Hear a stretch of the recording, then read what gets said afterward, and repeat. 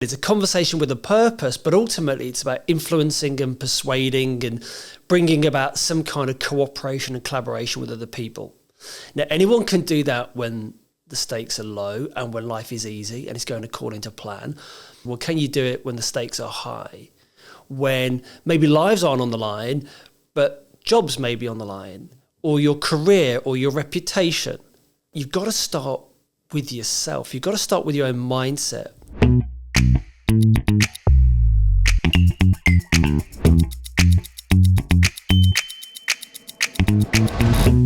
What does it take to be a great negotiator? How do we remove the fear of the dreaded negotiation and find a win-win situation? Welcome to Sound Leadership, the podcast for the silent superheroes of L&D, HR and leadership, helping you build awareness and inspire personal responsibility through action. Today we're speaking to one of the world's most famous kidnap-for-ransom crisis negotiators, with the aim of helping you become a more confident negotiator, something we do daily with our family, friends, colleagues and the people we meet. We're so excited to welcome Scott Walker to Sound Leadership. Scott is one of the world's most experienced kidnap-for-ransom and crisis negotiators and an expert on communicating effectively in times of uncertainty, conflict and change. He's helped to resolve more than 300 cases, including crises such as extortion, cyber attacks, hijacking, maritime piracy, malicious product contamination, and unlawful detention. When a high net worth individual of organisation is threatened or faces crisis, Scott's the person called in to resolve the problem. His previous roles include a 16-year career at Scotland Yard as a detective, senior advisor to the United Nations, and deployments to hostile environments as a military intelligence operator. His debut book, Order Out of Chaos, A Kidnap Negotiator's Guide to Influence and Persuasion, was a Sunday Times bestseller and has been translated into multiple languages. A regular commentator on CNN, BBC, Sky News, MSNBC, Scott has also been featured in the New York Times, Forbes, Harvard Business Review, Business Insider and Fast Company. He now delivers keynote talks and interactive workshops globally, teaching people how to think, feel and act more effectively, particularly in times of stress, uncertainty, change, conflict or overwhelm. Scott, thank you so much for coming in and talking to us and sharing your wisdom with us. Can we start with what a hostage negotiation looks like? We've all seen it in the movies. What's the real version of that? Right. Well, it's good to be here, first of all. And secondly, yes, a great question. Just to set the scene, really, a negotiation, when people talk about negotiation, they think it's some kind of arcane Jedi Knight tricks. And maybe there's an element of that, but really it's simply a conversation with a purpose. And my job as a hostage, as a kidnap negotiator, is to essentially be a trusted advisor. So I will get the phone call at maybe 2 o'clock in the morning, and it's always 2 o'clock in the morning. It's never Wednesday lunchtime when I'm nothing else going on and I'm happy for some work. So it's always in the early hours, say. And when I was in the police, I would get the phone call and I would jump in a car, get across to the side of London somewhere and sit alongside the family in what we would call the Red Centre. And we can talk about that afterwards. And my job then was to advise the family on what to say and what to do in relation to trying to get their loved one back. And in the corporate world, when I left the police to go into do this internationally, it was very similar, but I'd be jumping on a plane. I'd go and sit alongside maybe the country director or one of the C-suite executives, and we'd form a team, and then we'd have to put in place a strategy, a negotiation strategy around, okay, what are we going to say in order to maximize our chances of getting your colleague back safely in a timely manner? Yet the fundamental skill of this really is around emotional regulation.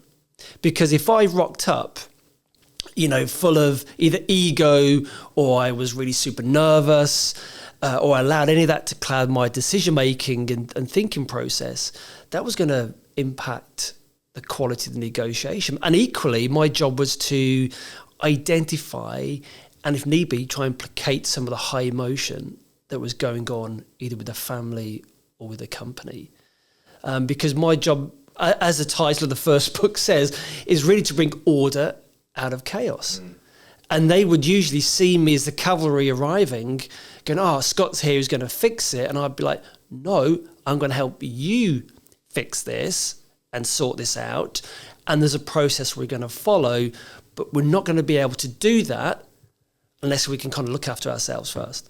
So something we talk about regularly is, and one of our, I guess, underpinning theories that sits into everything is that taking responsibility. We're not going to do it for you. No one can do it for you. We can help and advise and guide and support, but ultimately you've got to take personal responsibility yourself. Absolutely.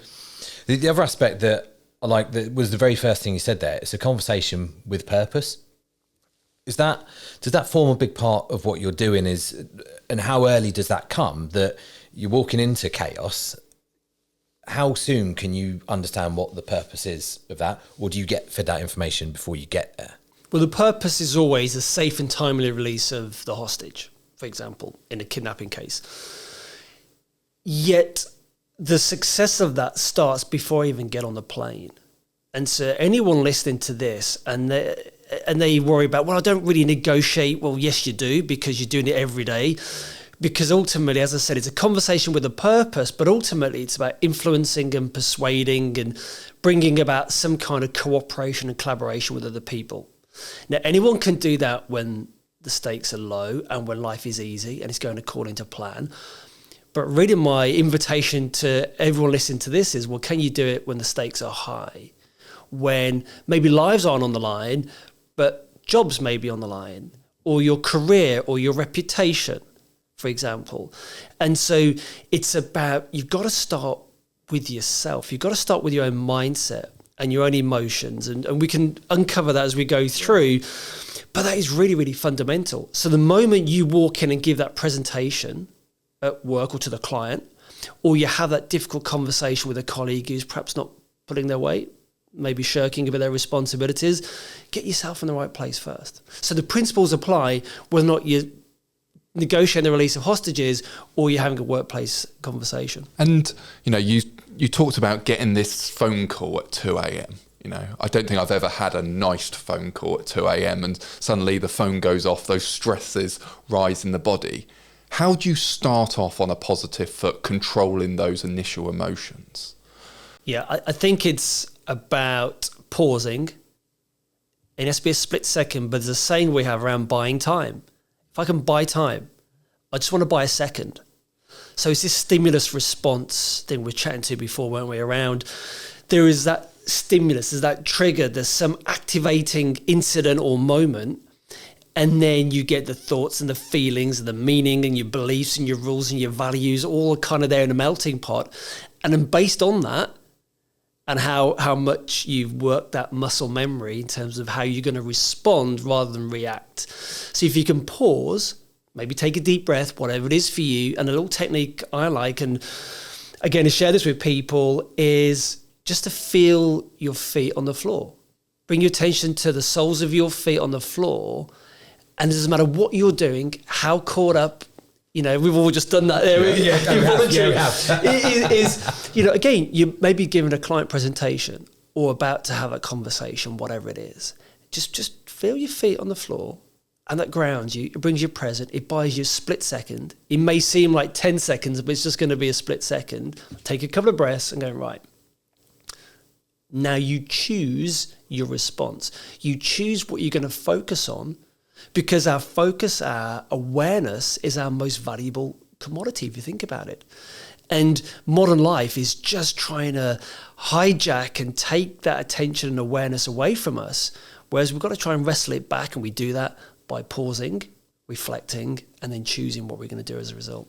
You're saying about grounding. So Dan Carter, who was one of the greatest ever rugby players, did exactly that when he was goal kicking. So he'd push his feet into the floor, because it's not a negotiation, but it's high pressure when you're kicking a goal for a World Cup or something like that, and you've got 80,000 people, not all of them are on your side, that want you to miss a kick, and all the noise that's going on around it, but the noise in your own mind as well, like, can I do this?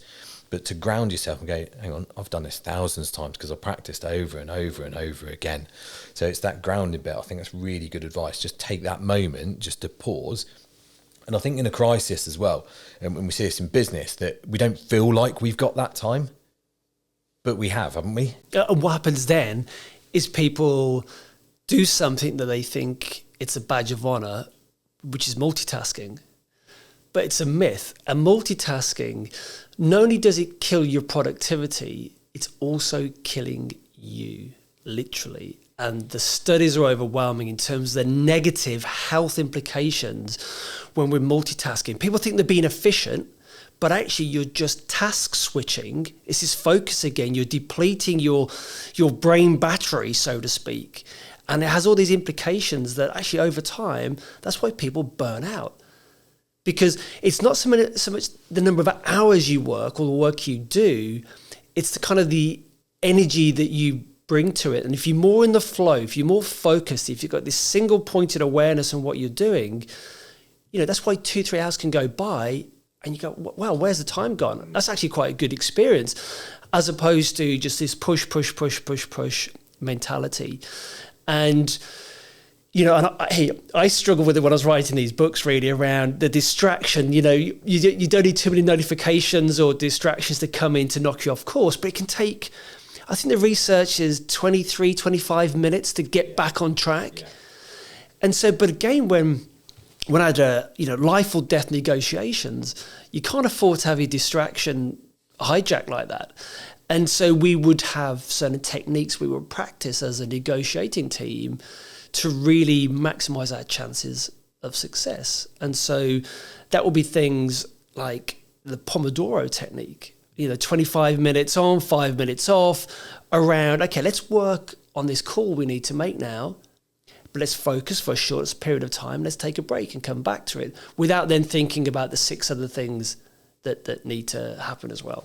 Yeah, it's about discipline, isn't it? So it's understanding some of those techniques, and I'd like to pick that up with you a little bit further on as well with that. Can I just bring you back? Let's just rewind a little bit. Can we just talk about, just briefly, give us a bit of insight into your career? Because for me, when we look at this, and this is a big part of the podcast, of we look at people and we put them on this pedestal and we go, what you're doing is very elite, very extreme in most of our worlds. There's not, I don't know, but there's probably not a moment where you go, I know what I'm going to do in life. I'm going to go and be a hostage negotiator. So just talk to us about a little bit about how you got to that point, and what did you learn that's got you into this position now where you've been able to release order out of chaos and eye of the storm? Yeah. Do you remember that chat you had at school with the careers advisor? He said, what do you want to do? Do you want to be a train driver or a pilot or whatever? I think at no point did I ever hear him say, I don't think he actually had particularly high hopes of me in any event. He said, do you want to be a kidnap-for-ransom and crisis negotiator? I never had that chat. In fact, I actually did want it to be a fighter pilot, but I was never clever enough to do that. But I joined the police instead. I became a detective in London at Scotland Yard for 16 years. I had a great career. Went all over the world, counter-terrorism, organised crime.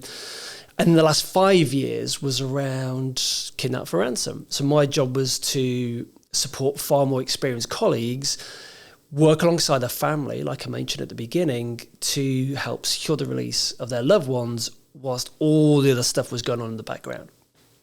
And I enjoyed that so much, but it came a point in my life where, I just turned 40, some would say it's a midlife crisis, I don't know, but a number of, quite significant personal things happened as well that made me kind of question where I was going for the rest of my life, really.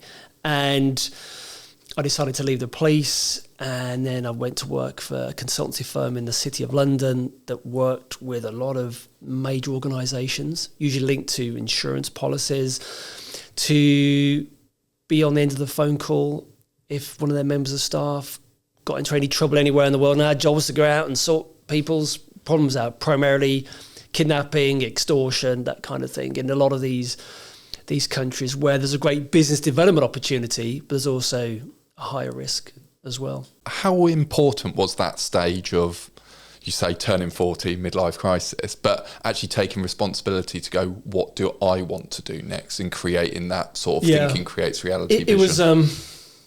It was fundamental, really, because, and as I talk about in the book, really, I was going all over the world, saving all these lives, thinking I was some kind of hotshot negotiator. But unfortunately, I came back from one case, and I took a phone call when I got home, and I found out that my mum had taken her own life.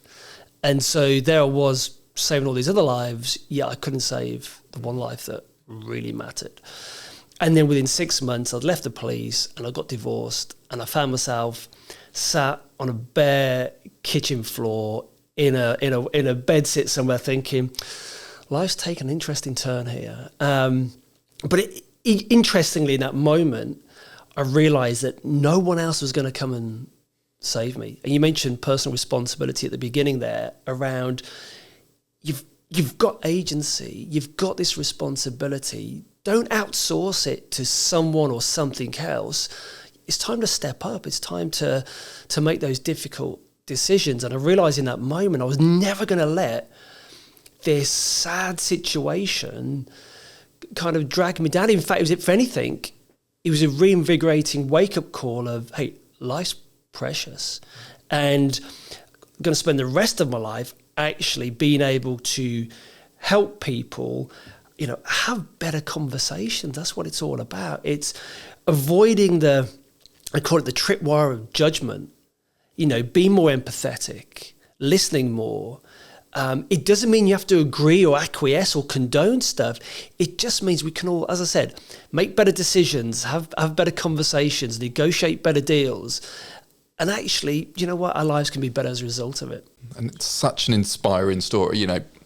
Those tough things happen to us all, and lots of things are outside of our control, but actually how we choose to respond to that is really within our control, and how we're going to move forward, that I think is something that everyone can take on. Yeah, well, I don't mind sharing. I think this is why I'm kind of sitting here getting confirmation of why I was so keen to meet you, for you to come on. 20 years ago, my dad died, and I did the same. So in that horrendous situation, happened within like 2 days, taken ill, gone. But for me, I remember making a real conscious decision right in the heat of that, of going, I can either let this affect me for the rest of my life, or I can go, no, do you know what? It will never be an excuse, and it will be my driver to moving forwards.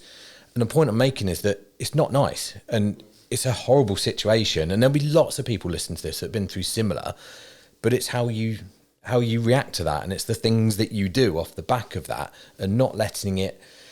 Life beats you up sometimes, doesn't it? But it's what are you doing next? What's the proactive thing? How are you going to move forwards? And for me, it was that this won't be an excuse for anything. This will be my driver to go and make something happen. Yeah. And again, working it out the hard way, life gives you these opportunities to practice this stuff, I came up with this 3-2-1 in a game formula, essentially. People hear about the 3 buckets, the things you can control, the things you can influence, and the things that you need to ignore. And most of us think we can control 80% of stuff that happens in life, but actually we can only control the 20% of it, really. And we worry about stuff we need to worry about. And I think it's being able to develop that sensory acuity. Imagine you've got a radar on the top of your head, and you're just scanning. And this is something I used to do. The first time I would meet the family or the company when someone got taken, was to just tune in as to, okay, what's really going on here in this room? Where's the internal dynamics, the power play, the emotions, where people really are? And it's not a fixed point. It constantly moves.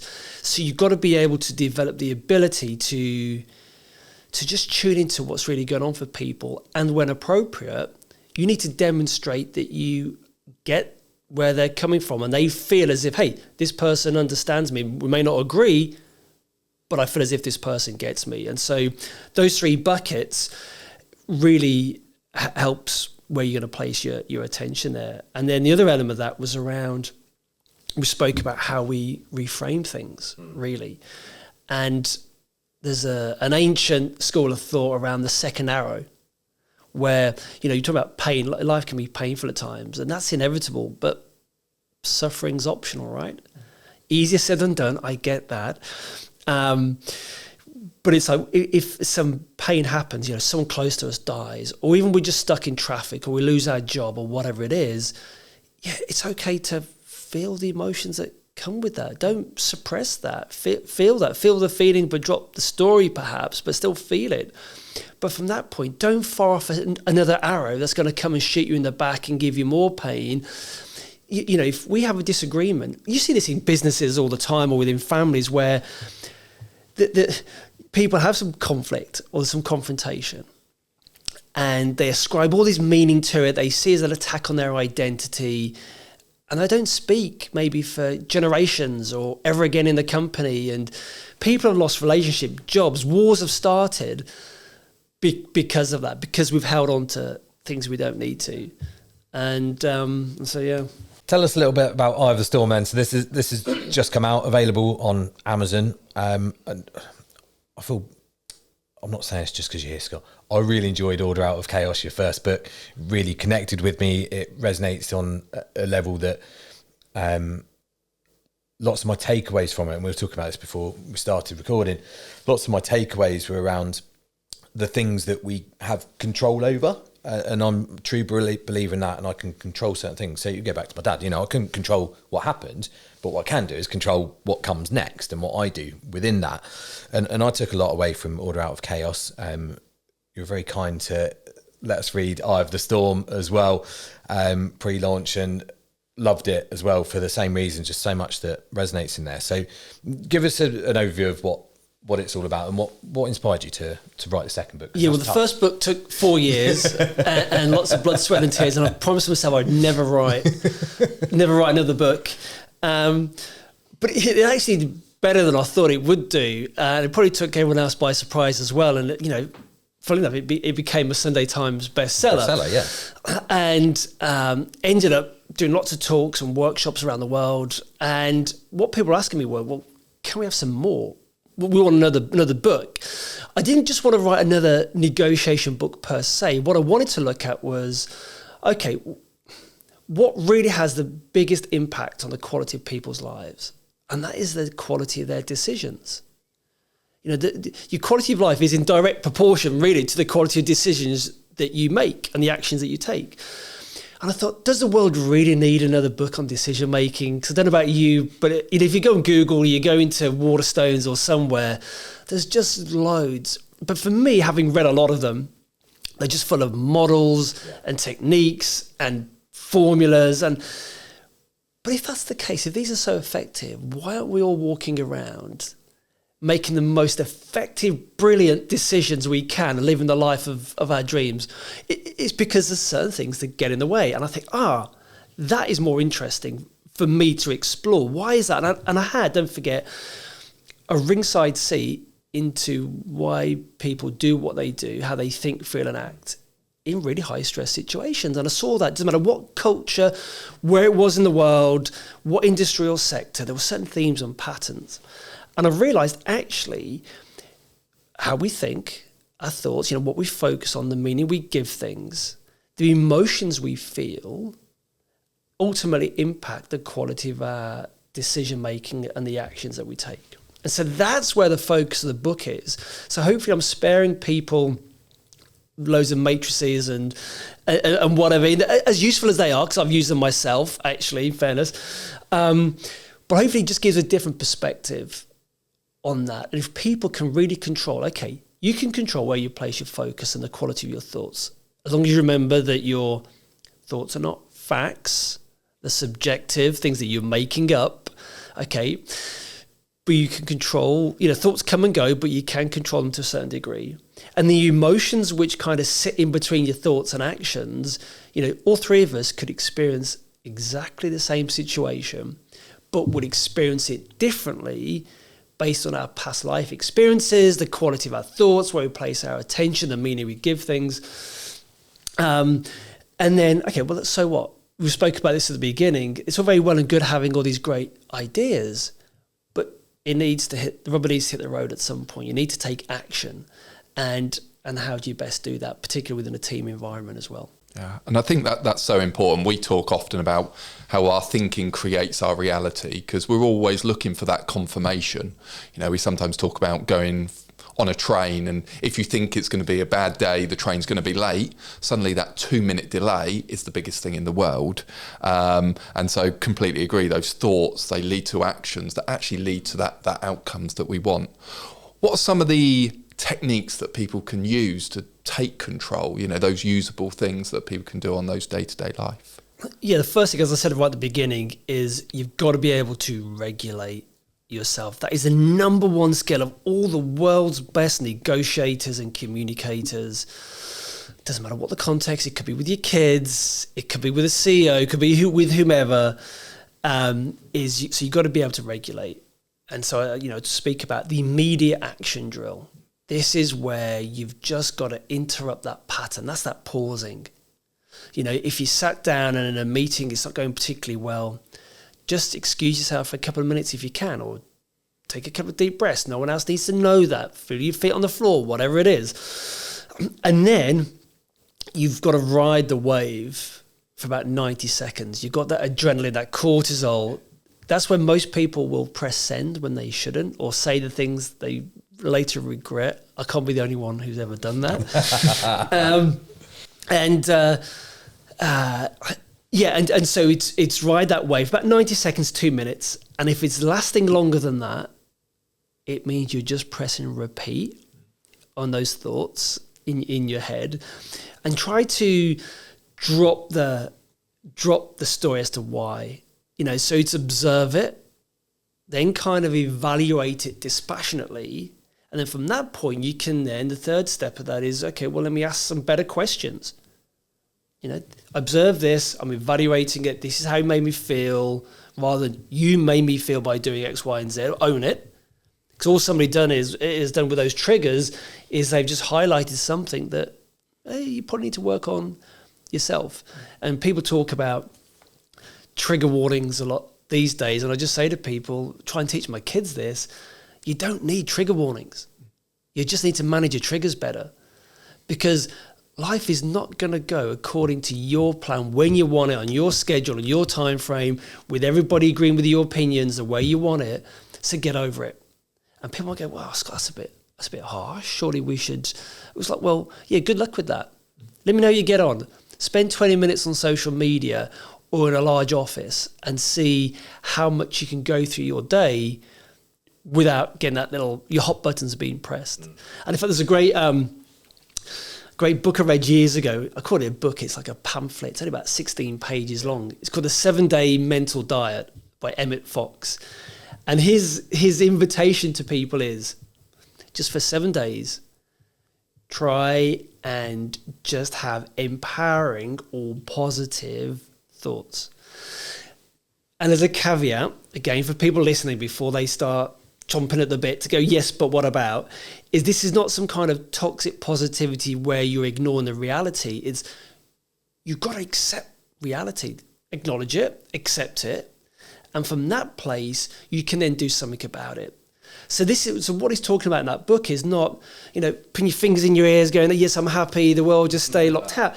It's, okay, this has happened. I'm gonna acknowledge it, but I'm not gonna dwell in the pity party. But every time you do get your hot buttons pressed, you've got to start again for the 7 days. So whenever people go, yeah, I'm a happy kind of guy, I'm like, okay, well, let me know what day you get to before you have to reset. Another thing I give, the other technique I give is, I use a metaphor. Imagine you stood on a riverbank, right? And the river in front of you, it's a swirling river, and that's your emotions racing past. Life will come along and it'll give you a little nudge from time to time in the back. And you may stumble into the river, but most people will get out, dry themselves off and go, oh, okay, that was an interesting experience. I'll move further back from the edge maybe. Whereas some people is when they go in the river, not only will they not get out, they'll go for a swim and they'll allow themselves to get carried downstream where it's like whitewater rafting, but then they'll get carried out to sea and they'll end up drowning in the overwhelm and the disempowering loop they've put themselves into. So I say to people, on that riverbank, observe, but don't absorb. So you observe the emotions. Okay, if you're going to be angry, feel anger, but what you do with that next is important. You know, you don't start going punching the walls or shouting your mouth off. You need to kind of deal with that anger in a more responsible way. So you can observe it, but don't absorb it. And that was the way I was able to sit alongside families and companies in the most horrific, high emotional situations where they've got torture videos, there's mock executions coming through, as well as everyday business negotiations I've been involved in, you know, where the stakes are still pretty high. And so by standing on the bank, it can allow people to, notice more, buy a bit more time, create a tiny bit more space. And then from that place, you're more likely to make a better decision from a more positive frame of mind. So that's what that's about. I love it, because that is really bringing that stimulus gap response to life. It's just like that. Regulate the wave, the questioning, create that gap, get more information on how I feel. Don't just respond to that stimulus that's happened. Actually, I want to educate myself because I want to choose what my next response will be, you know, regulate some of those emotions. Do you know what? I may still choose to react in a certain way, but I'm going to take everything that comes with it and the consequences or the fantastic things that happen. That I just think is a fantastic way of bringing that to life. Yeah, I love that. You mentioned there, Scott, about the sort of 90 seconds to 2 minutes. And neuroscience shows us that, you know, when we get a release, when we get like a shot of cortisol, it lasts for about 90 seconds. And what happens then, we're really good at, as human beings, is getting to about 80, 85 seconds again. That's still making me angry because, like you say, you're holding on to the story. So then we get another shot of cortisol and we get another 90 seconds and we can keep that going for as long as we want to. And that's the second and third arrow and the fourth arrow. That's right. Yeah. I love that when you're talking about the arrow. And I didn't mean to keep mentioning my dad, actually, just because he said it to me years ago. But this was when I was playing, you know, was half decent at rugby. Never compound an error with an error. And it's that's the second arrow. You know, if you miss a tackle, if you throw a bad pass, if you drop the ball, miss a kick, like let it go, because you're not going to change that moment. Don't let the second arrow come and get you. And again, it comes back to the things that we can control. Let's talk about preparation for negotiation. There's a great quote in your new book, Ivor Storm. So by Marcus Aurelius, you have the power over your mind, not outside events. Realize this and you will find inner strength. To me, one of the biggest learning opportunities, one of the things that would help us the most when we talk about negotiation is the mindset around preparation. Because if we think that we're going into something that is chaos, is difficult, I'm never going to be able to achieve this, you probably are going into that.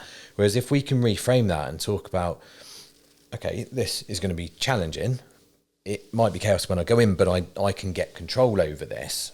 I think that gives us a better chance. So where I'm going with this is that when we talk about, you know, someone's going in to present to the board, for example, they've got to go and negotiate with the client, with the customer. If we build up to be this huge thing, it becomes too overwhelming. We struggle to cope with it. Whereas if we break it down to the smaller steps, it's more manageable. So what importance do you place on the mental piece in being ready to negotiate? Yeah, preparation is key. In terms of under stress, you rise or fall to the level of your preparation. And what that means is you've got to be, it's all context specific as well, but you've got to do enough, but sometimes you can go too far and do too much preparation, particularly in a negotiation where you do all your research about the other side or the potential client. But what that can do is that can basically close off your mindset to learning other things or asking better questions, which is why I say to people, bring more curiosity than assumption, because assumptions are like earplugs. You know, that's always made me laugh. It's true though, huh? And so, but in terms of the preparation piece, we used to use this in every negotiation for hostages, and teach it to executives as well, around do something called a bunch of fives. The bunch of fives, basically like the palm of your hand, you've got 5 digits. think of what are the top 5 issues, questions, threats, demands, obstacles, problems that the other side could levy against you in that conversation. So if you're going to give a really important presentation to the board, if you wanted to be devil's advocate here, what might be those 5 things that could get in the way of that being a really successful preparation? It could be something as simple as you forget to charge your laptop, all the way through to someone on the board just doesn't like you or is against this idea because it's going to impact their P&L or whatever happens to be. And so that time spent, okay, if I were them, what were some of the things? If I wanted to be really mean to sabotage this, people go, do you need to go to that length? Well, it depends on the context. If it's a really career-defining presentation, you may want to put a bit of time and effort into it. Excuse me. And so that is time well spent doing that. And I like to use the example of Michael Phelps when he trained for the Beijing Olympics, in terms of people thinking, do I really need to train for that? I'm already good at it. Michael Phelps is already the best swimmer in the world. Yet for the Beijing Olympics, in his preparation, his coach would do things like take his water bottle away, prod him with a stick, knock his goggles off, all these things to kind of unnerve him and destabilize him in training. That's why there's a saying, train hard and fight easy in the military. And they say that for a reason. The more difficult, the more uncomfortable you can be in the preparation, the easier the actual event is going to be. And so what happened with Michael Phelps, he dives into the Olympic final, dives into the pool, he dives in there and his goggles fill up with water. And rather than panicking, remember, he does emotional regulation. He goes, I have been here before in training. My brain knows what to do. And he switches on like that. And he able to swim an Olympic final without being able to see, and he still wins the gold medal. And as he says, he goes, you get rewarded in public for what you practice in private. And there is a better example than that. But the same would apply to you if you've got to give that presentation to the board. And so time going through that bunch of 5s, for example, is really important. And the other thing is around that red center concept I spoke about at the beginning. In a hostage negotiation, it is a physical location, could be a kitchen, could be a boardroom, could be a conference room, where the actual negotiations take place. But I realized over time, 20 years, 300 cases, do you know what? That is a metaphor for what we've got inside of us, this inner fortress, this citadel of resilience and agility. And you talk about mindset, and I realized actually nothing would ever get put in front of me that I didn't have the ability to overcome. And I think by having that mindset, it doesn't matter how bad life presents itself to you. If you've got the mindset of, well, it wouldn't be put in front of me unless somehow I knew I had this inner reserve. I might not know what the inner reserve is, or perhaps even how to tap into it at the moment, but I know I will, if I try hard enough, be able to find a way through this. You're going to walk differently. You're going to speak differently. You're going to communicate differently.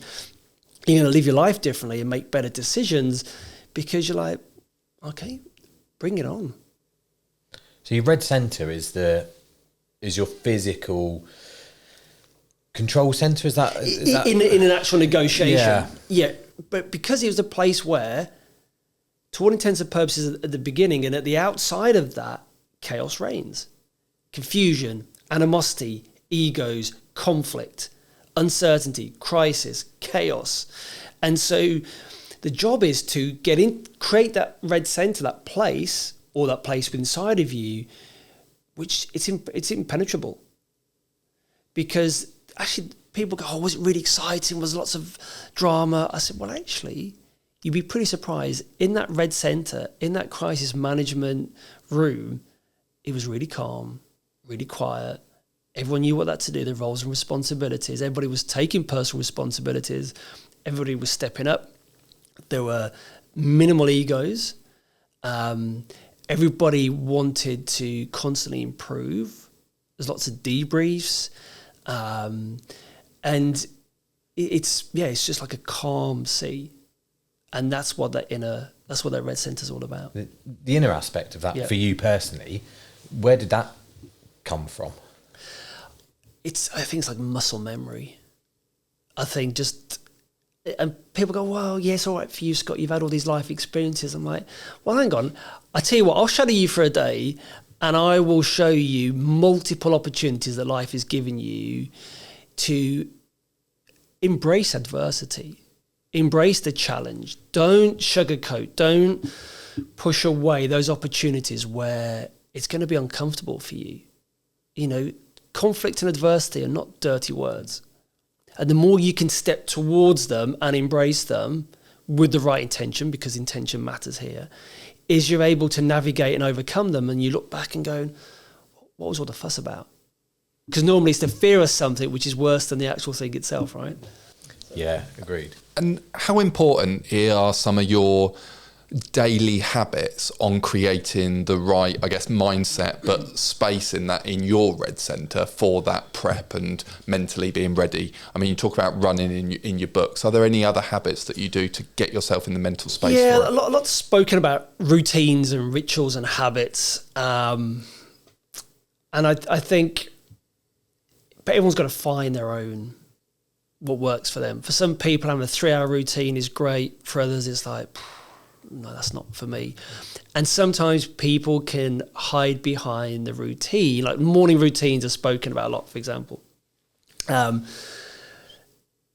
People wonder why they don't get much done or they're not that successful in their business because, well, you've got a 2-hour morning routine.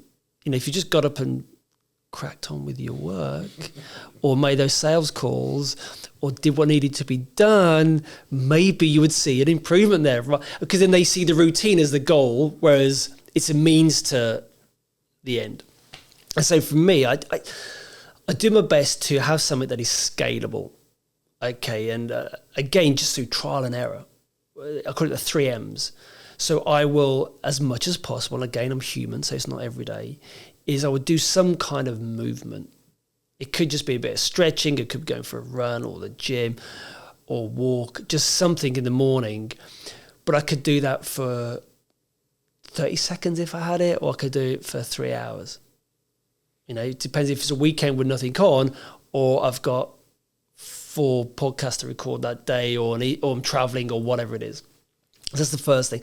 Moving your body somehow just to get the blood going. Rather than people get up and then they just get out their phone and they start scrolling and then they're not really moving their body. And the second thing is around mindset.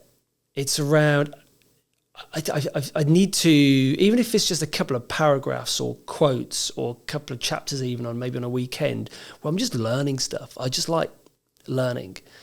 I'm also mindful that there can be a tendency to be one of these kind of optimization bros where all your life is just trying to be all about optimization and you miss the fun can go out of it. It just becomes another task.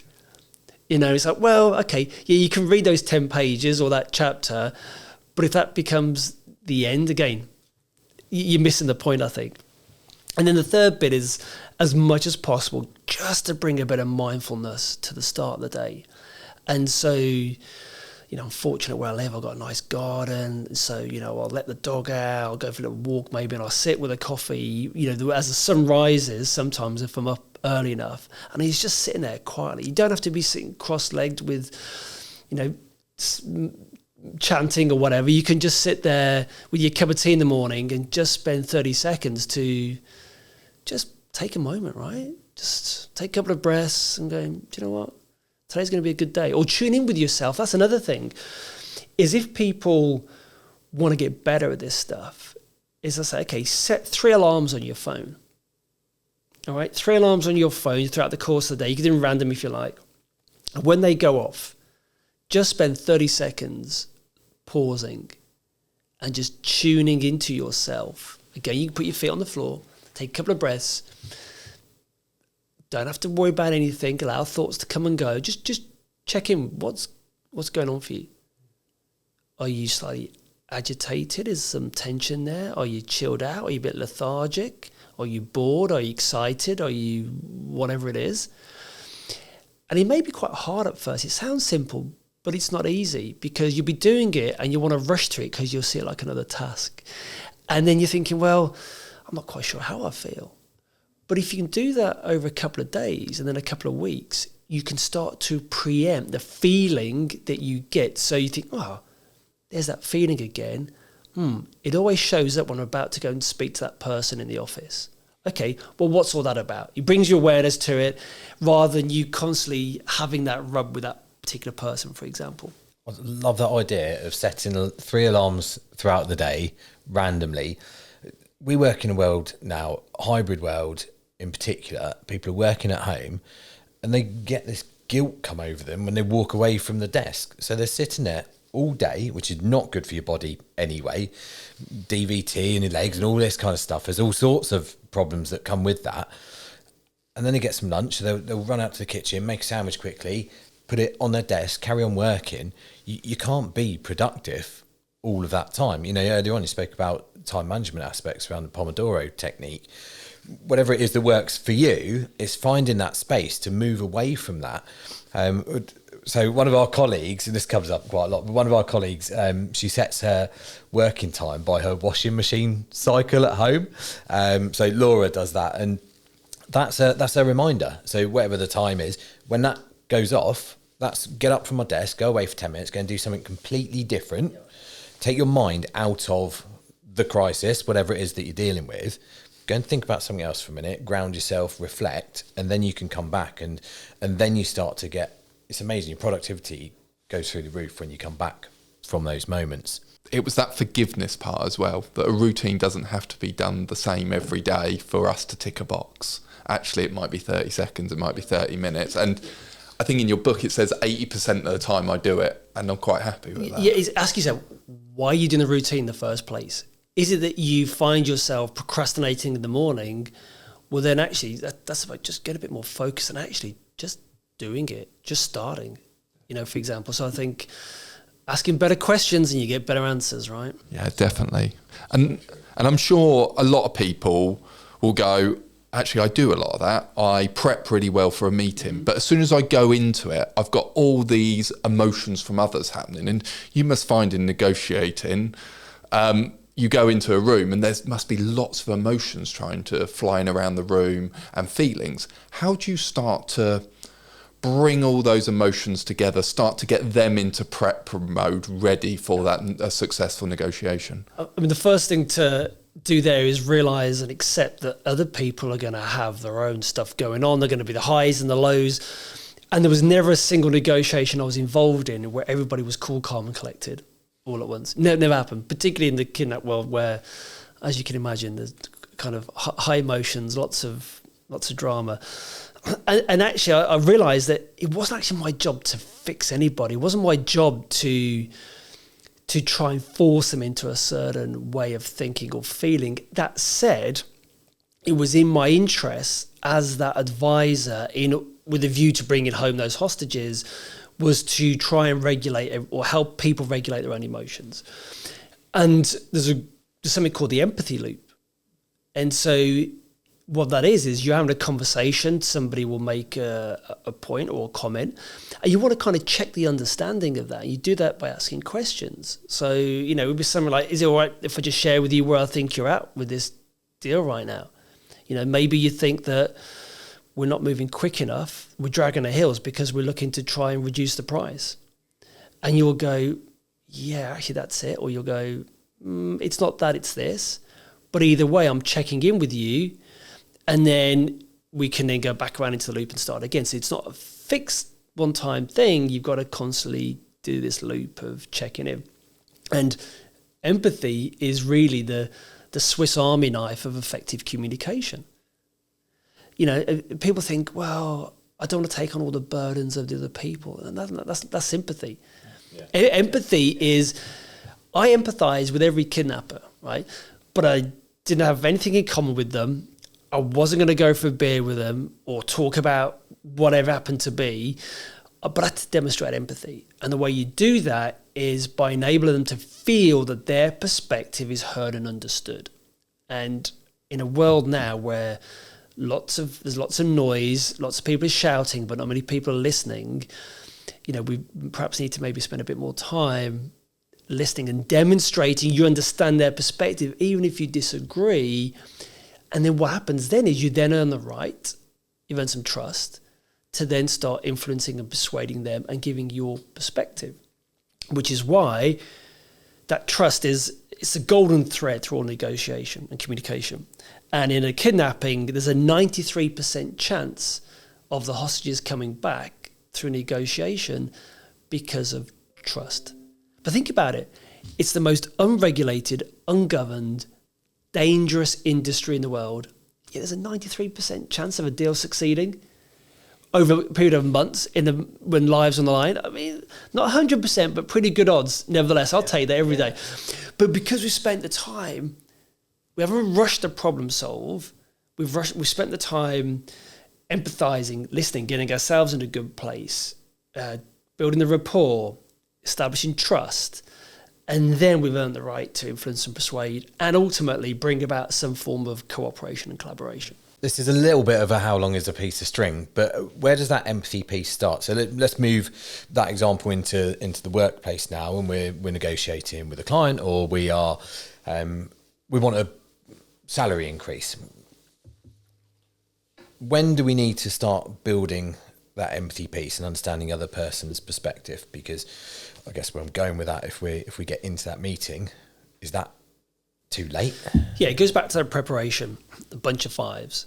If I want to ask for a salary increase, I need to work out what is my boss likely to say. If I were my boss and I walked in, not what I think I really want, don't play that game. Actually, get into the mindset of your boss, however difficult that may be to you, and go, okay, what would they say to that request? And okay, well, how can I frame it as such so it doesn't come across as a demand? I think I should be paid more money. I mean, if someone came into me and said that, I'd be like, okay, well, there's the door. Yeah. And so that preparation piece is around, okay, well, seek first to understand before being understood. So what is the company need right now? Where are they at? Where's my boss at? Is business not good? What's the market rate for the role that I do?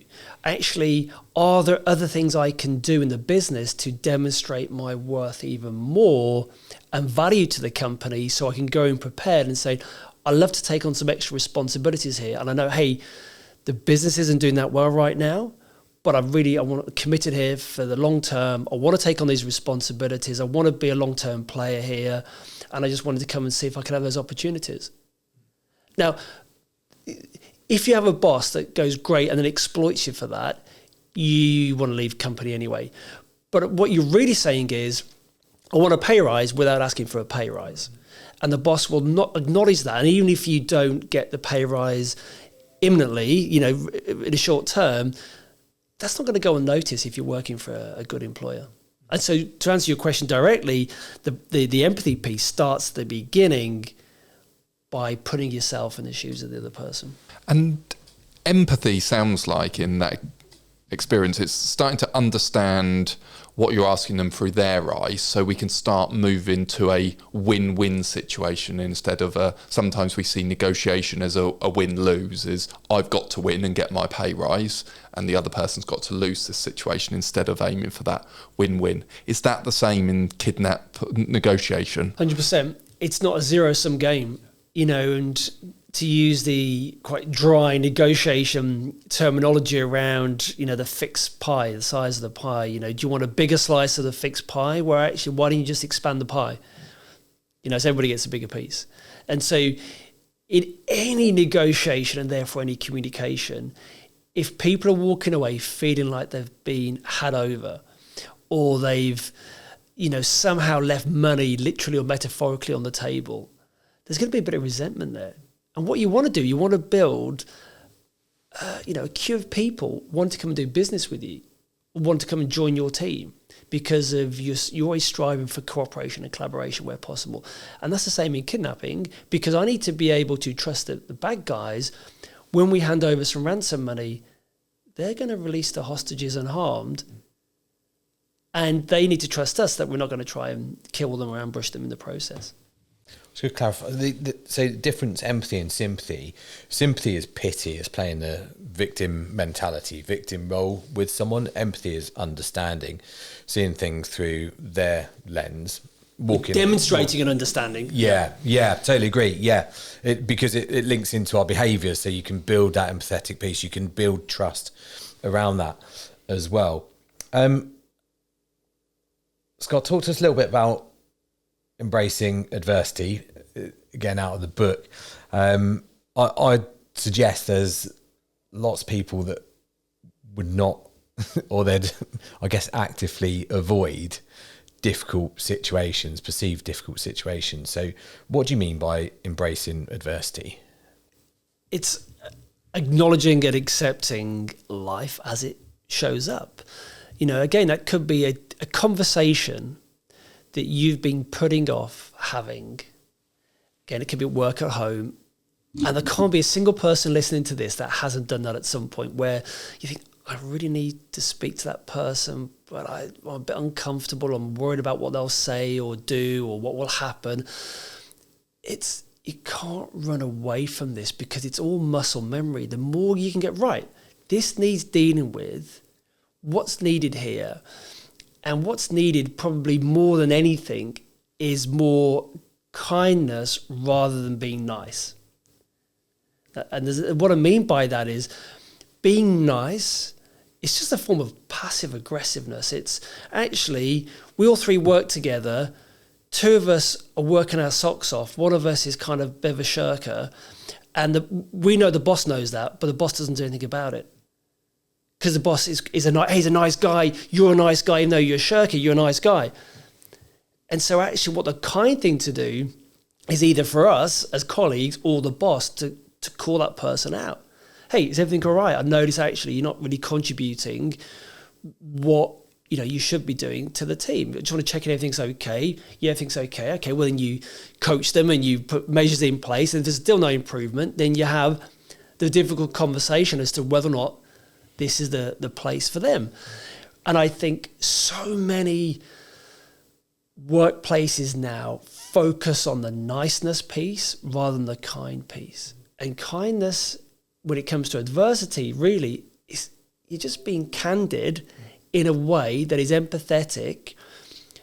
But, you still got a business to run. You've still got a team. And that's why all the most high-performing teams, let's take the All Blacks in rugby. You're a rugby fan. Or some of the elite military teams, or businesses that have been around for a long time and they've been at the top of the game for a long time. They all share these similar attributes about, show up, be a team player, don't gossip, take personal responsibility, have unquestionable integrity. Zero talent skills. But it's that thing of hire for attitude, but train for skill. Southwest Airlines in America, that's their famous motto that they used around, I'd rather hire somebody who's got the right mindset and the right attitude than they may have the best skills. And Simon Sinek did that famous YouTube, the YouTube video around the Navy SEALs around trust versus performance. They'd rather, this is the most elite military team in the world, they'd rather hire somebody who they could trust rather than be the highest skill, the highest performer. But in the modern workplace, we reward the high performers more so than the high attitude. And the leaders will get to the top because they're good at performance rather than the attitude, where you can actually have both. And it's really interesting because when you promote for performance, you're not looking for those behaviours that bring people along with you, that get the best from people. Going back to Simon Sinek and that example that's in a book called The Infinite Game, is actually what is the best that we can get to. And that is why I'm choosing to challenge people directly about their performance, about that conversation. It's because actually I care about the business, I care about them, and I can care about me personally. And by me not challenging directly, I'm not giving them their awareness to be able to grow forward. It's not fair on them. They may actually not No, or they may have an inkling, but actually they're struggling with something and they just need someone to go, hey, wait, you okay? Right, what's going on? Right, if things are all right, you need to step up. And that's a kind thing to do, because otherwise you're potentially threatening the viability of the business, the team, and other people suffer as a result of you wanting to be nice. But hey, here's the thing, you don't have to be a pain in the ass. You don't have to be rude. You don't have to be belligerent or difficult about it. You can still do so. You still be kind, but in a nice way. Do you know what think's really good at that is Bear Grylls. Never met him, but from what I've seen of him, he's a really good communicator, because it's very straightforward. There's no fluff around it. We're not building anything up. We're not saying something to make ourselves feel better. It is just, what's going on? What's the problem? Talk to me. Let's share it. Let's unpack it. It's always, for me, it's the intent behind what you're asking. What is the purpose of asking that particular question? What is it that we're trying to extract? Are we showing that actually this is about empathy, that I want to hear from you, I want to understand you? Or are we doing it to put someone offside? We're trying to put them on a back foot. We're trying to put pressure on them. And in a work context, that's going to get them in defence mode, and you're unlikely to move forwards from there. Talk to me a little bit about, I see on your notes, so wise optimism, and is it radical acceptance is the other aspect of this as well? And you mentioned earlier on about toxic positivity, and it's again something that we have to be careful of, because toxic positivity is, don't worry, everything will be absolutely fine. This will work out, no problems at all. Let's just go with the flow and we'll get there. I think particularly in your previous life, that's not going to work very well. It doesn't work very well in business, because it means that we're hiding things. And I think we've all worked with people that have done that, and then all of a sudden you unearth all this other stuff that comes out. You open a can of worms. So yeah, just talk to us about radical acceptance and wise optimism. Yeah, wise optimism, again, it's something you kind of discover the hard way through life, and all these challenges around. It's not naivety, or it's not toxic positivity, first of all. Okay, it's not this unicorns and rainbows, the world's a beautiful place. It's see it as hope with its sleeves rolled up. This is where you can acknowledge and accept the reality that you're facing, all right? This situation, this has happened to me or to us, or this is what's happened to the business or our team. There's going to be some possible redundancies or relocations or whatever. The wise optimism piece is, okay, let me accept that. And at the same time, there's no point catastrophizing or going down that spiral of doom and gloom, and then blaming, naming and shaming other people or situations. It's like, no, you're wasting your energy. You're wasting your time. Just focus on what you can control, as we spoke about at the beginning. So it's about realizing, okay, you've got to accept it, and then you have agency to do something about it. So if there's some possible redundancies on the horizon, don't be a pain in the ass for your last few months, potentially, the company, because you don't know what's going to happen in the future, and spend that time wisely on perhaps sharpening up your CV. Or if you really want to stay in this potential opportunity, how can you add even more value or do whatever in your current job in order to do that? Take ownership, take responsibility, and put those steps in place to increase the chances of success. And one way to help you with that is something called the Mirror Never Lies test. And what that really is that after each conversation, difficult conversation or negotiation, or at the end of each day, you look in the mirror and you ask yourself, all right, did I really have the best intention today in that conversation? Did I really show up? Did I demonstrate as much empathy as I could? Did I just speak over that person? Did I kind of just phone it in, essentially? Did I do a bit of a mediocre job? Was I a bit rude to that person? Did I bring my full self to that presentation? So all of these questions you could ask, because you can BS and con everyone else, but when you look at yourself in the mirror, you got no hiding place there. And so we would do that, or a version of that, at the end of each day on a negotiation but we almost do it collectively. Right, did we all show up today? Did we all do the things I've just gone through? in this drive for unrelenting pursuit of excellence, or constant never-ending improvement of, okay, what went well and how could we be even better tomorrow?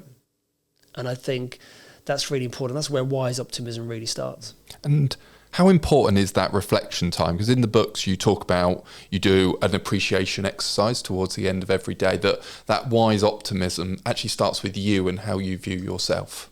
Yeah, we can take ourselves far too seriously at times. You know, and it's like, you think the whole universe, okay, it's been, how long has the Earth's been around? Billions of years. And you think that you're this tiny speck of dust on this tiny rock hurtling through a universe, God knows how big. You think your problems are really that significant? It's like, well, I think you're probably a bit misleading yourself there. So it's taking a bit of a reality check for what it is. Okay, yes, I may do something of importance here. And in the scheme of things, about not taking yourself too seriously, bad things are going to happen. It's part of life. But how you give meaning to and how you respond to that is going to be key. And so, just use those moments. You can bookend your day, start all at the end, and just checking in with yourself, going, do you know what? Actually, there were people who went to bed last night thinking we're going to wake up today, and they didn't. Or there's people who walked into their jobs and found out that because of X, Y, and Z, they can't now pay their mortgage or rent. Or somebody, a friend of yours, their family member's being diagnosed with an illness and whatever it is. And so, I think we can move too quickly over those aspects of our life to focus on the next task, because I've got a timeline that and I do this myself, is, I've kind of imposed this self-appointed, made-up timeline about where you think things should be done. And if it's not, you're feeling that angst and that inattention. It's like, as my kids would say, sometimes we all just need to take a chill pill. That's so true. That is so true.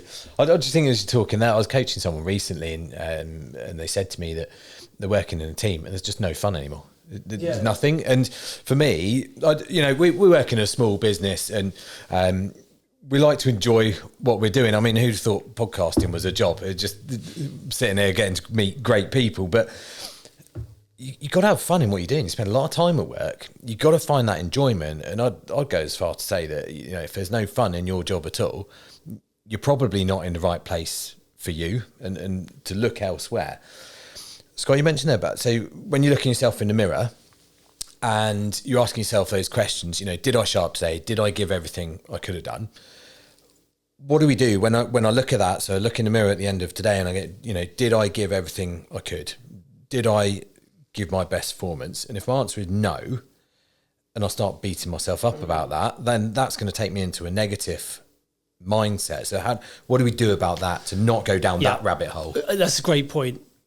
But again, it goes back to that wise optimism and the positivity advantage. You're going to have a better quality of life and make better decisions in a more positive frame of mind.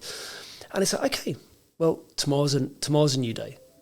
And the worst thing you can do is just constantly just ruminate over stuff. I know it can happen from time to time, but again, do whatever it is you need to do to minimize that.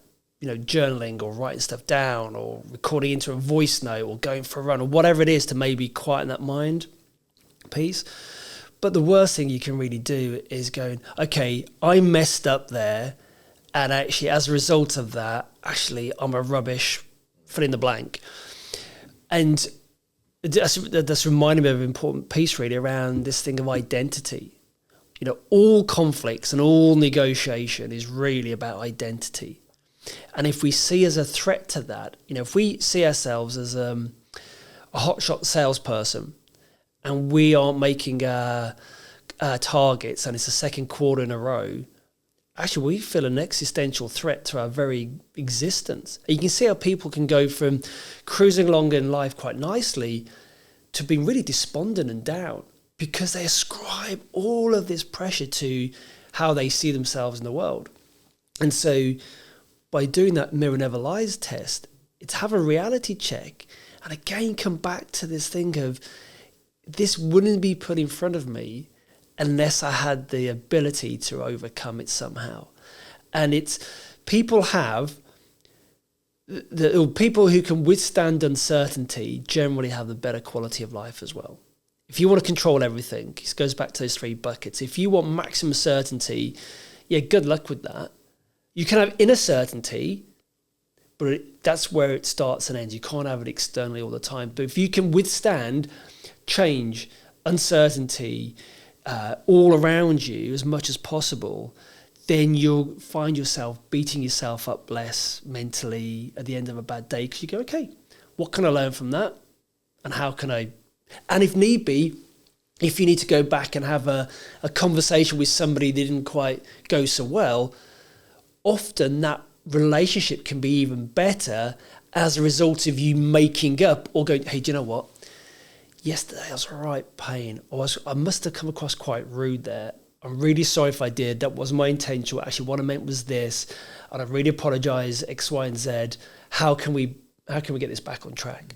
If someone has the courage, which is doing something despite being a bit nervous or uncomfortable about doing it, can make that effort, I'm going to give them even more of my maybe attention or whatever it happens to be as a result of that. I think that's so important to own that.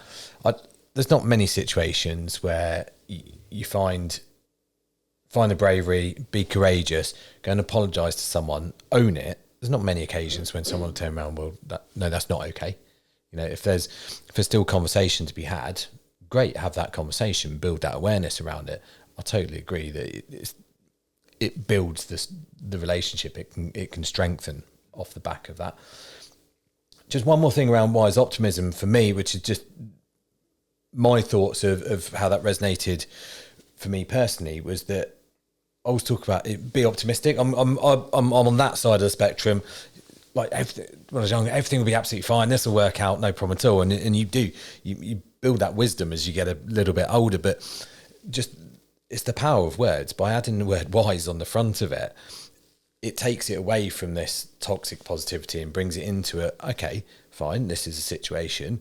I might have been through something similar before, or I know people have been through similar before. Let me go and understand it. And I'd always come back to this about, if you haven't been through something yourself, learn from others as well. It's not fully the same experience, but you can learn from others. So find yourself a buddy or a mentor or a coach or something that can help you get through those moments. But when we understand things, when we build that awareness, then the optimism comes out, and then we're taking responsibility for what we're doing, and we can put that into action, which links nicely onto the next question in terms of, again, the book you write about, action trumps everything. So just talk to us about your philosophy around that.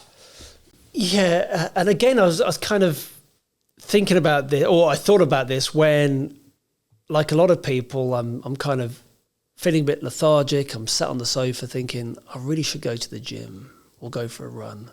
And I go, yeah, I know, but I've already been twice this week, and do I really need to go a third time? But then I would then get up and go to the gym or go for a run. And there wasn't a single time where I regretted that, thinking, oh, I shouldn't have gone to the gym. That was just a waste of time. You always feel better. And it's that mood follows action. If you're waiting for the time to be motivated, switched on, super focused in order to make that decision or pick up the phone or whatever happens to be, you're going to be waiting a long time. And so action is really the cure-all.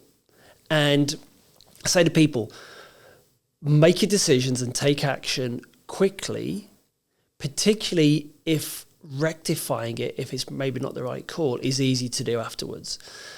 Because it's so easy to just ruminate and procrastinate on making a decision or taking some kind of action. It's like, well, the only way you're going to know is by doing it. You can read all the books, listen to all the podcasts, do all the meditations you want and everything else, but sometimes you've just got to get up and do it. Agreed. We always talk about this, from our training perspective, that you come sit on a nice course, and they're nice courses, but you come sit on that and you can learn some stuff. You can, any courses that are out here, you can learn some models and some theories. But what we like to inspire is that thought process, those changing behaviours. Do something after the course, because, and I'm talking about any training anywhere, you can sit there for a couple of days and learn some things, and it's great and it's fascinating. but we get the forgetting curve. So we'll retain around about 20% of the information, whereas when we go and put it into action, we'll retain about 80% of the information. So we was looking to inspire that action after. So we was talking coaching about what's your first next step. So what is it that you're going to do? And I always use the metaphor of how do you eat an elephant. You can't eat it in one go. You eat small bites from it, one step at a time. How do you run a marathon? One step at a time. You tick off 1 mile, then you tick off the next mile, and it's those points. It's breaking down the big, overwhelming project task that we got to do and bring it all the way back to that first next step. That's so important, isn't it? Around, when I do the negotiation workshops, we do like 3 hours, full immersion, role plays, really good fun. And I say to them, okay, well, what are the next 4, 5 or 6 micro actions that have got zero risk of failure that you're going to put in place now to kind of drill it in so it becomes muscle memory? This is like flying hours. The reason why I'm pretty confident in sitting down at a negotiating table with anybody, anywhere now, is because of the reps. That's all it comes down to. Yeah, you learn some tools and techniques, you can go on to some courses, but you've got to put the reps in. And that's a really good point. You've got to go, okay, when you leave here, when you finish the training, what's it going to be like in 6 months' time? How are you going to keep on top of that? So, yeah, it's really important. And I think, sorry, Dan, that brings us back to, again, we talk about our why. That's why I've ended up doing this job, because I love, being in front of people in terms of training, supporting someone, and you see what happens. You see the paradigm shift. You see that penny dropping moment where they go, oh, right, now it makes sense. I've got it. But what I really love is what comes after that. What is the difference after that? Whether that's through, my previous career, a long time ago in health and fitness industry, whether that was inspiring someone to go from being a non-runner to becoming a marathon runner, to changing their diet, to now, making changes in a business, to coaching their reports and seeing them make a difference. And it's all through those actions that we make. And I think it's great because I think it's coming back that full circle, because it's again relating to your behaviours. What are you going to do? And it was interesting. We can disempower ourselves with some of the language we tell ourselves. So I should go to the gym. Are you going to go to the gym, or aren't you going to go to the gym? Who says you should go to the gym? That's an outside person that you put yourself in the third party. And actually, with the language we choose to use with ourselves and with others, I'm going to choose to go to the gym, or I'm going to go to do A, B, C. I'm going to have that difficult conversation. That puts it back to us to go, we are empowering ourselves with the next step that we are choosing to do. Yeah, that's really important. And the use of language is key here in important conversations. When we've got to be mindful of extreme language, the always and never, particularly the language we use on ourselves, where we can be our harshest critics in that internal dialogue. And it's, if I saved £1 for every time I used always or never or should, it's like, I'll be on my yacht with Jeff Bezos now or something like that, that always happens to me, or I never get that promotion, and it was changing that narrative, isn't it, in our own minds. I'm not saying this was because of you, Scott, but last night when I got home, we were here, and I live about an hour and a half away, and got home, said to my wife, I was like, I really should go out and do some exercise. And the easy thing to do was to do nothing. So what I do, a habit stack, went out on my road bike, but I went and got my cycling kit on, which nobody needs to see, so don't drive past me, but got that on because I'm not going to sit around the house in that. And it was that mindset of, right, okay, now I'm ready to go. And I wasn't then going to go out and go and cycle 50 miles. Didn't have time, didn't have the energy. But actually I went out for half an hour, and that is better than doing nothing at all. Yeah. And on a kidnap negotiation, you can apply this to anything in your life, is break it right down to its component parts. And what I mean by that is, for every single phone call with the kidnappers, I would sit with the communicator, the person who's actually going to get on the phone, maybe because of a language barrier. And I say, okay, we've got 3 outcomes for this call. 1, 2, 3, or I put them on a whiteboard so they could see them. And so under stress, under pressure, all they've got are these 3 small things they need to focus on in a call, rather than worrying about all this other stuff that's going on. Actually, all you need to do is demonstrate to the kidnappers that actually we take them seriously, or we may want to get a proof of life, or whatever it is. And so people can apply that to their everyday life. What are the 3 main things? If I could only do 3 things today, just 3. Oh no, but I've got 33 things. Yeah, you may have 33 things, but if there's only 3 things you had to do today, what would they be? And then once you've done those, you can then move on. But actually, most people will struggle, and they'll do little bits of everything without really focusing on the stuff that matters. I'm going to bring you back to, you started talking about this earlier on. There was something really powerful that hit me from the book, was around, and if I read the section out, and this is about multitasking. So while multitasking may feel productive, it's a silent killer of efficiency and well-being. It weakens cognitive function, accelerates brain decline, fuels decision fatigue, impairs judgment, and even increases the risk of heart disease. That's incredible from multitasking, because I think I probably grew up when it was good to do multitasking. Or we were led to believe that. Yeah, that's right. Yeah. So just talk to us a little bit about why you've written that statement. Where does that come from? It's because I think so many people, particularly like the corporate world, will see it as a badge of honor. And I've worked with so many clients now who go, yes, but Scott, yes, but I've got these client meetings, I've got these emails, yeah, I know you have, but unless someone's putting a gun to your head, do you know what I mean? You actually have some agency here. You can have some responsibility here. And all we're saying is not be efficient in what you're doing, but actually just focus on one thing at a time. And then if you do get distracted, choose that distraction mindfully. So if you're at work and you're typing away and then your boss walks in, you're not going to turn around to your boss and go, boss, no, I can't talk to you right now. I'm focusing on this single. I listened to Scott on a podcast and he said, do one thing. I'm not saying that. But what I'm saying is stop what you're doing, engage with your boss. And whilst you're engaging with your boss, don't worry about the email that you need to send, and vice versa. It's just focus and do the switching mindfully and deliberately, and that just stops this mental drain of energy and everything else. Yeah, and it's really important, because where people focus their mind, that's where growth happens. Yeah. And at times we think we're doing something that should result in growth, but we don't get there. I always think of time I think I'm spending with my family, but we're all sat in front of the telly. We're not actually having a conversation. So actually I'm watching telly. And reality is I'm probably on my phone. Yeah. So I'm not even watching telly. And so we think that those relationships will grow, but I'm actually spending my time on my phone that won't allow my relationships to grow. We see that in conversations as well, where I talk about this thing about level 5 listening. Okay, if you really want to have a superpower, is you want to learn to listen properly. And everyone think they're great listeners, but I'm here to tell you that you're probably not as good as you think you are. And again, I've learned this the hard way, is that most of us will listen to maybe levels 1 or 2, which is you're just listening for the gist of what someone's saying, particularly if you're doing this over maybe a Zoom call or whatever. And what you're really doing is you're waiting for the Amazon delivery or something to finish, or you're waiting, or you're just listening to rebut them.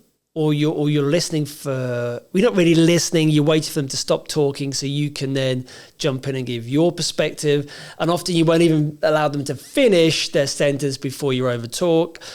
And we work through these levels, and I talk about this in the book, to get to level 4, which is you listen for the emotion. You listen to what is really driving this person. But then where you want to get to is level 5, which is you're almost listening for what is not being said. Is there an incongruency? Is there a mismatch between the words and the tone? Or if you're in person with them, between that and the behaviour? Or what's really at stake here? Is it around saving face? Is it about control? Is it an ego at play here? Is it about significance? Is it about, are they looking for some certainty? Whatever it is, but you will only get that if you go a bit deeper in the listening and spend the time to do that. And once you've done that, you can reflect it back in the empathy loop. and then they'll feel seen, heard and understood. You will build a trust. You then have the right to then start influencing and persuading. You'll get cooperation and collaboration, and then you'll get your outcomes you're looking for. I think it comes back to what you said right at the beginning. It's not about the Jedi mind tricks. It is about those things, and if we practice those skills, the words we use, the power of those, if we're talking about always or never, or we change that to that hasn't happened to me yet, or I have the opportunity to do this versus I absolutely have to do this, it feels very different when we can get ourselves in those mindsets. What do we do? We'll go a little bit of a negative, then we'll come back up on the wins after that to sort of finish off. But what do we do when things don't go to plan?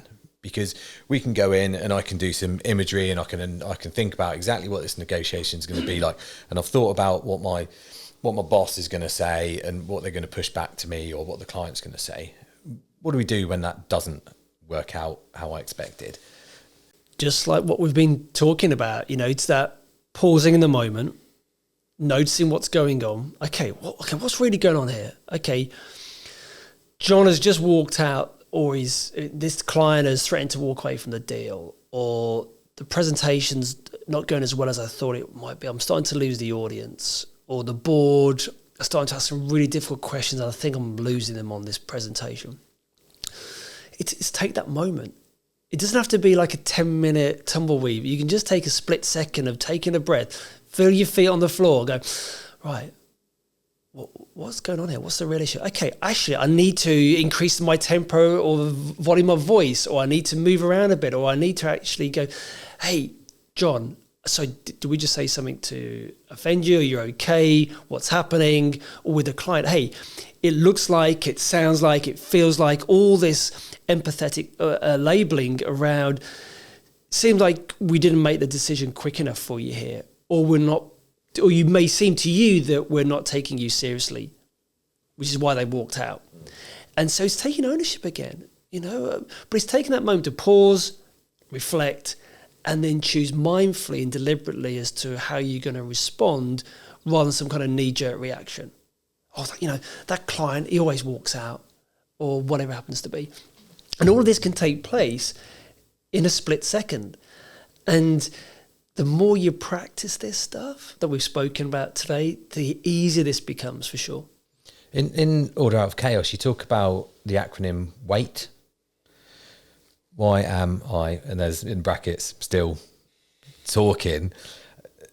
Tell us a little bit about that, because again, like from a coaching perspective, it's so important. And I see a lot of coaches that we work with before we've supported them, where they'll ask a question and then the client is just starting to process it, and then they'll ask another question because they think their question hasn't landed. So what's the importance of taking that moment? The most valuable technique you can use is the power of the pause, is silence there. And, as well as being a police officer, I also did some work with the military and interrogating prisoners overseas. And forget all what you see on TV about harshing and treating prisoners badly. The most powerful technique we had was ask them a question when you just stay silent. And most people do not like a vacuum. They don't like that silence, and they will look to fill it, that void. And if you ask questions that go beyond the surface and it can kind of penetrate deep into their brain, where they are from their identity perspective, that really resonates with them, you've got to hold that space and bite your nails, bite your lip, sit on your hands, do whatever it is to stop yourself then following up or stacking the questions. And it's a great technique, particularly in negotiation, particularly in a difficult conversation. The last thing you want to do is you want to, so if I, like we've done today, I've paraphrased or I've, labeled something. If I say, okay, yeah, it seems like, you think I'm not taking you seriously. That's an invitation for you to answer that. But if I say, it seems like you think I'm not taking you seriously, and maybe this or that, and maybe that as well, and actually this didn't work out, I'm not giving you the opportunity to share what is really going on for you, and I'm depriving you of the opportunity because I'm making it all about me, because I'm not comfortable with the silence myself. And the golden rule of all effective communication is, it ain't about you. Yeah. And it's creating that space, and that's what shows true empathy, because you're not prejudging, you're giving people the space to be able to say, no, I want to learn more. I want to see the world through your eyes. I want to understand more, because I feel like if I understand more, I know you as a person and my decision making will be better.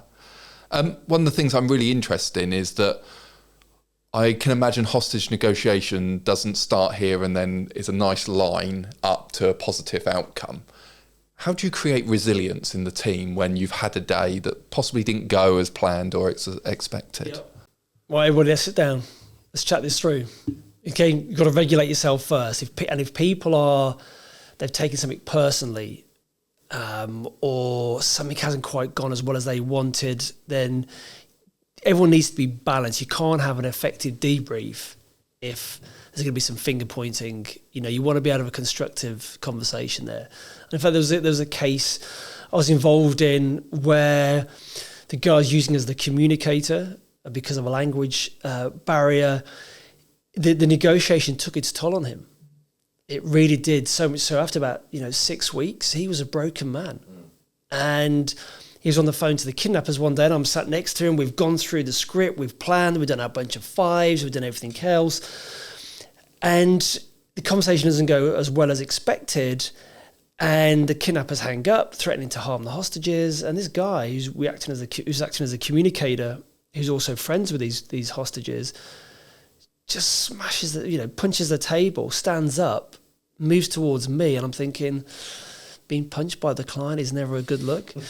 And I kind of take a step back, and he just turns and he walks out, because he took it personally that this wasn't going as well as it could be, and because I was sat there, cool, calm, and collected, he thought I didn't care. He thought, how can you sit there, the cool, calm, and collected when my friends are going to die? Now, I knew from experience that they were just threats by the kidnappers. It's part of their toolkit to do that kind of thing. And I knew it wasn't in their interest to really harm the hostages.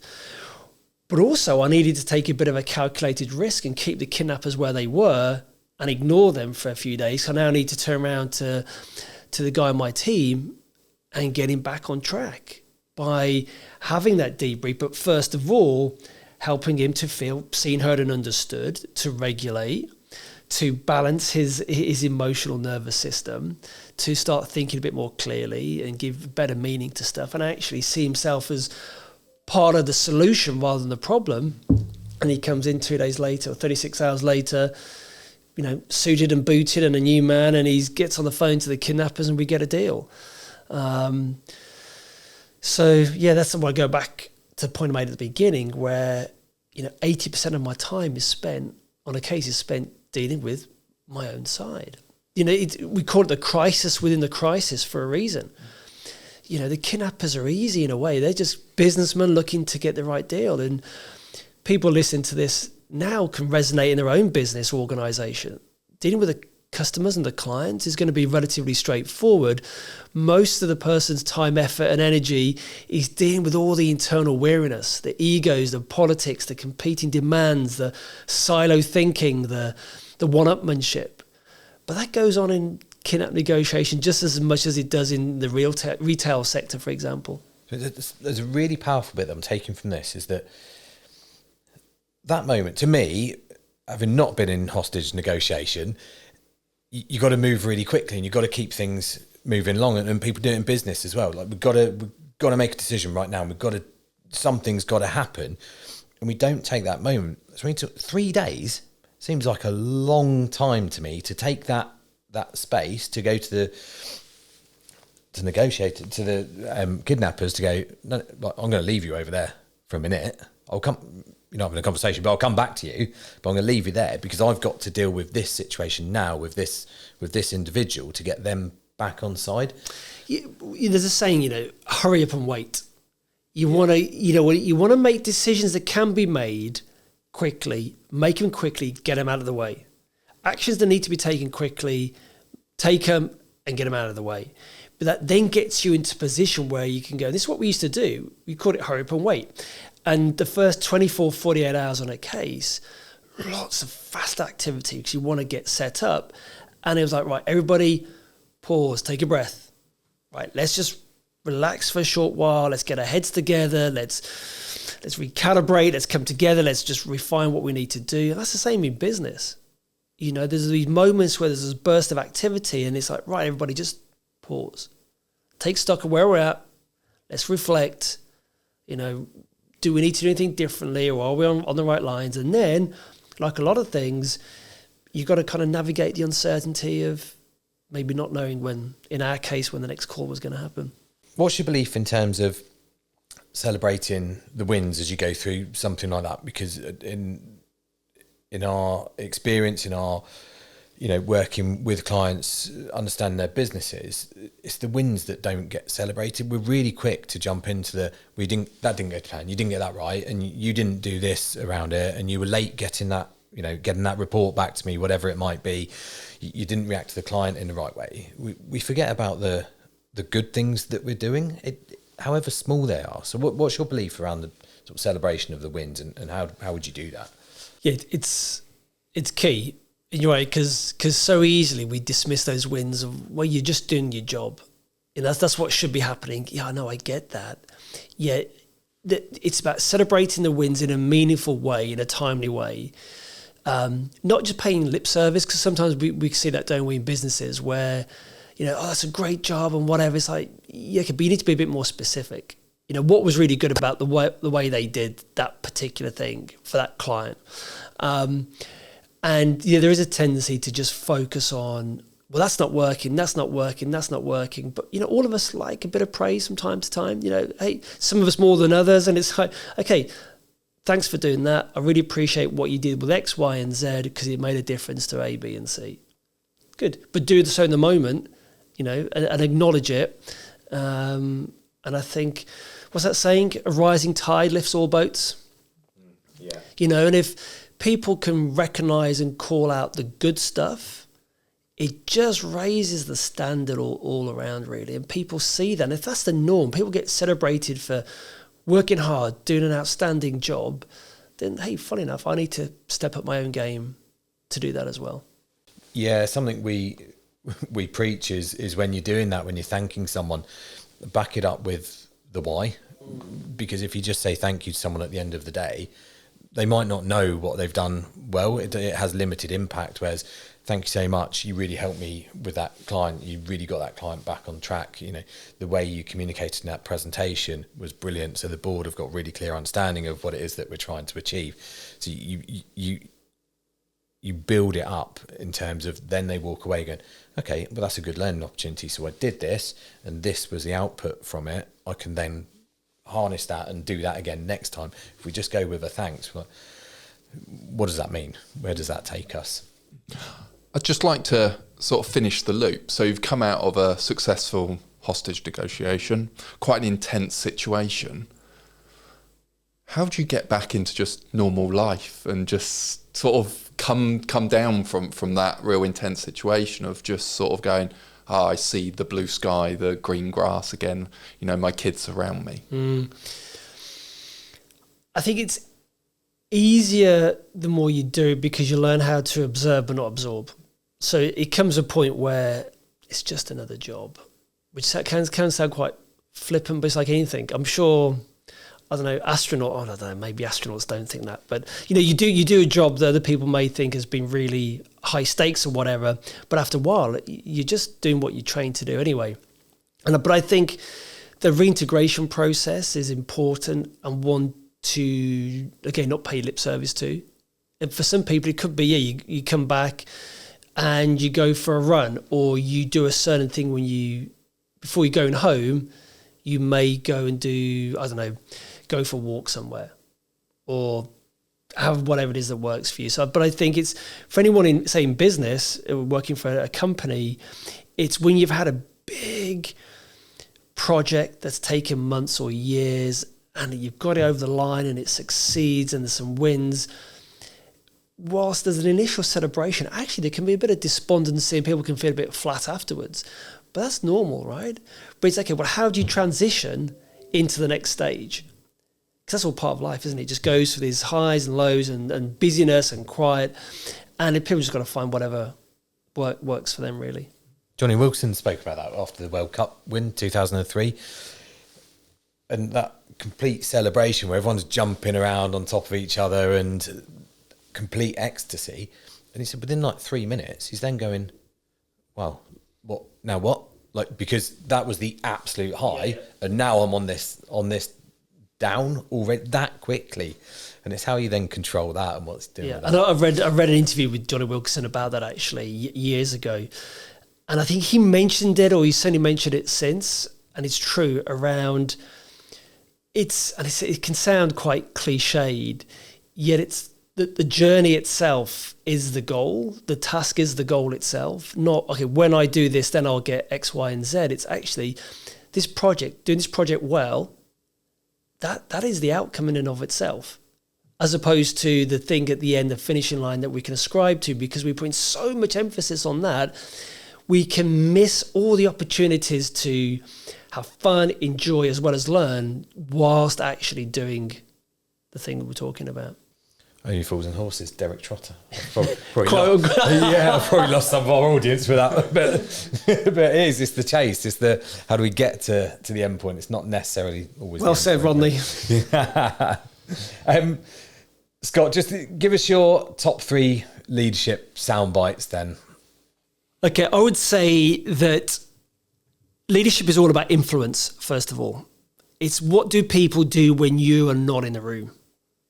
And there's 3 kind of little points underneath that. The first one is you've got to be able to take the initiative and a calculated risk. Not a reckless risk, but a calculated risk, which means you've got to be forward-leaning. And what we've spoken about, it's moving towards the problem or the challenge, okay? And once you do that, it's around the second part of that is I need to bring about cooperation and collaboration. Always have that as the outcome as much as possible. So you've got to take the initiative, you're going to take a calculated risk because you've established this psychological safety where people feel you're not going to throw them under the bus. You bring around the cooperation and collaboration. And the third bit is around trust-based influence. Without the trust, you're not going to be a leader, because if people can't trust you as a leader and they think if I make a calculated risk and it doesn't work out, are you going to throw me under the bus? And I don't know anybody who wants to work for somebody like that. Scott, thank you so much for coming on. I feel like that having read both books, it was great to then get that from you as well. And I've learned loads more. And I think that will resonate with our listeners as well. The book is in the link, it's on Amazon. The link is in our description. And there's also a discount for your courses as well that's available. Guys, go and buy the book because it is a game changer, and negotiation is something that you do every single day. Thank you very much. Welcome. Thank you for coming on. Thanks, Darren. Don't forget to hit subscribe, and we will see you next time on Sound Leadership.